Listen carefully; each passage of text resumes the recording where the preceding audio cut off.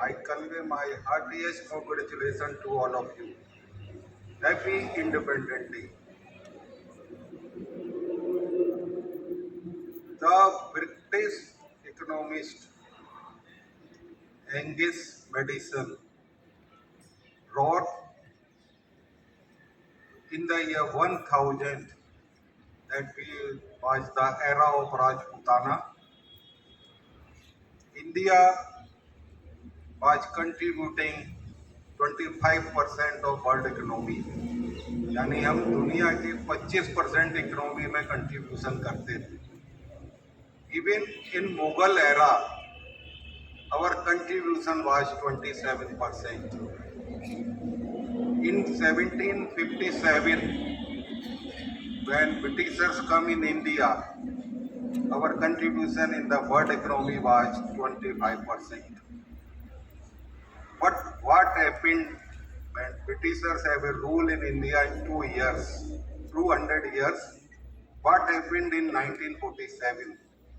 जो Indian economy दुनिया में 25% कंट्रीब्यूशन करती थी, वो केवल 2% रह गई. 90% people of our country was below the poverty line in 1947. The literacy rate was only 12%. जितना लूट सकते थे उतना लूटा ब्रिटिशर्स ने हमको और पूरी तरह से कंगाल कर दिया. Of course, we got the freedom with the struggle of our great freedom fighters. और एक तथ्य ये भी है कि अंग्रेजों के पास अब लूटने को कुछ बचा ही नहीं था. इसलिए उन्होंने एक नहीं जितने देशों पर राज्य किया उन्हें पूरा लूटा.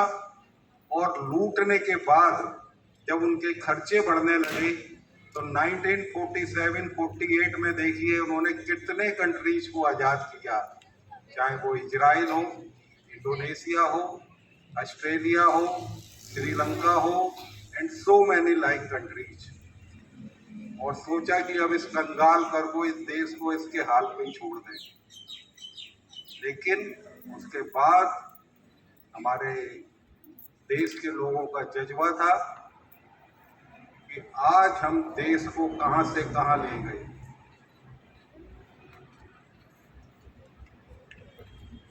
अगर मैं कंपेयर करूं कि 1947 और 2023 को in few parameters only. 1947 our literacy rate was 12%. Presently we are 78%. Our life expectancy, it was 32 years. Presently it is 71 years. Our GDP, it was only 3 lakh crore in 1947. Presently it is a 300 lakh crore. Forex reserve, it was only 1029 crore. Presently we have more than 50 lakh crore forex reserve. Our population, it was 34 crore. Presently we are 138 crore. The road length, it was only 0.4 million kilometer. Presently we have 6.4 million kilometer. Electricity access to village, it was only 3061 village in 1947. Presently the electricity is more than 6 lakh villages. Per capita income in 1947 it was 250 rupees only. Presently we have 1,70,000. This change we can see. Not this change, that globally Indians are doing wonders. The country which rules us in terms of GDP, it is below to our rank. अब हमने British को भी world की economy में अपने से पीछे छोड़ दिया. अब इंडिया वर्ल्ड की 5वें नंबर की इकोनॉमी है. 2030 में हम तीसरे नंबर के हो जाएंगे और ऐसे ही चलते रहे तो 2050 में हम वर्ल्ड की 2nd नंबर की इकोनॉमी होंगे. ये परिवर्तन आप देख सकते हैं पिछले 75-76 सालों में जो देश के अंदर हुआ है. globally, if I see the America, the 25 leading firm of American is led by the Indians, which have market value more than 5 trillion. A few names you also have remembered: Satya Nadella of Microsoft, Neil Mohan of YouTube, and Sundar Pichai of Google. Also, can you imagine 200 Indians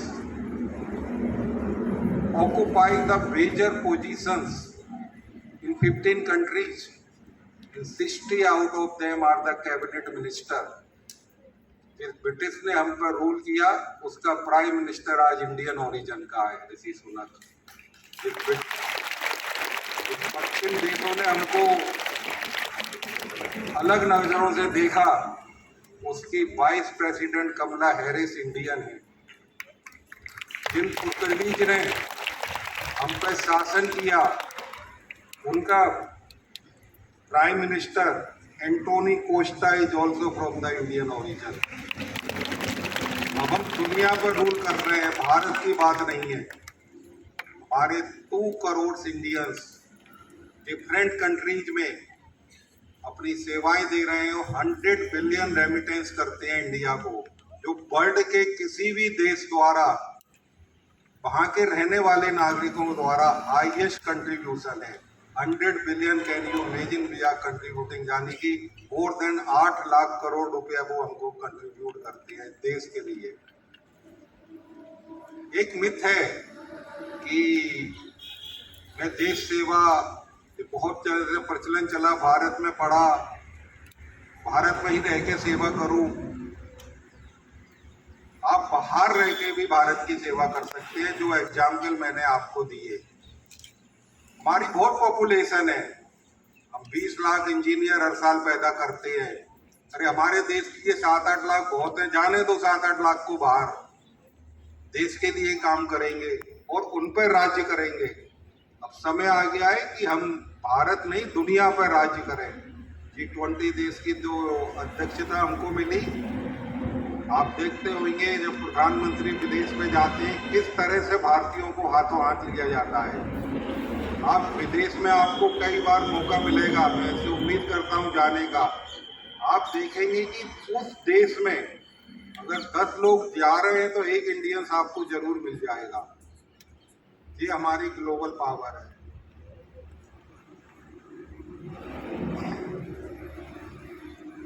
आप, जब मैं इतने अच्छे लक्ष्य की बात कर रहा हूं तो आगे देश की जिम्मेदारी आप ही लोगों पर है।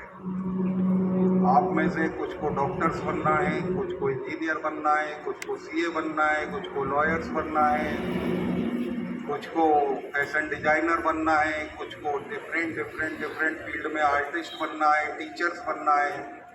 कितनी सारी फील्ड में काम करना है देश को आगे ले जाने के लिए।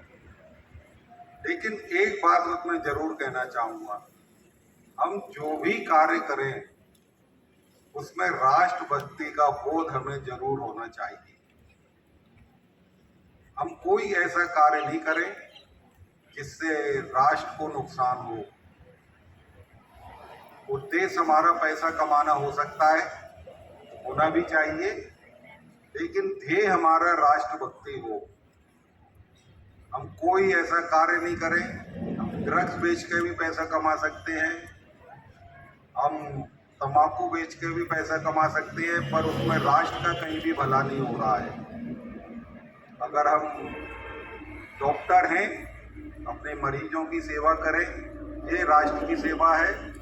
लेकिन अगर हम उन मरीजों का ही चीटिंग शुरू कर दें तो वो राष्ट्र सेवा नहीं है।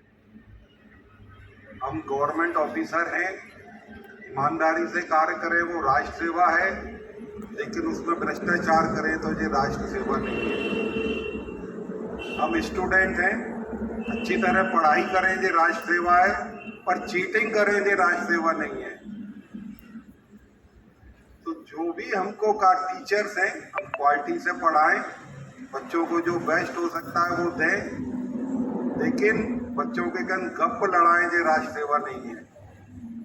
हर एक अपना जो भी कार्य कर रहा है, मैं इस कार्य को शिद्दत से करूं, अच्छी तरह करूं, ये राष्ट्र सेवा है। हम जो भी काम कर रहे हैं, हम सब राष्ट्र सेवा कर सकते हैं। हम क्लीनलीनेस का ध्यान रखें, राष्ट्र सेवा है। एक एक पौधा लगाएं, ये राष्ट्र सेवा है। अपने पेरेंट्स का आदर सत्कार करें, ये भी राष्ट्र सेवा है। जो भी हम दूसरे की मदद कर सकते हैं, मदद करें, ये भी राष्ट्र सेवा है।